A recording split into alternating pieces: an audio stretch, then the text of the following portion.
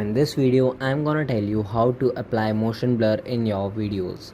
So first you need to open your Capcut application, then select any video you want to add motion blur on.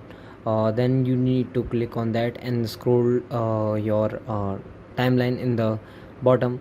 Then you have option of motion blur. You can just click on that. You can just decide the level of blur you want.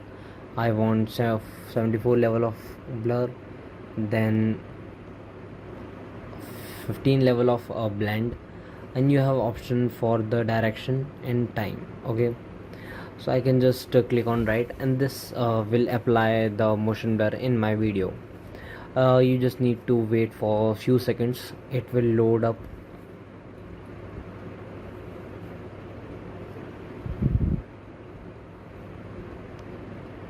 Now the motion blur is applied on my video.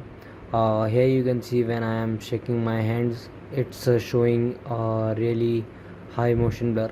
You can adjust it as per your requirements.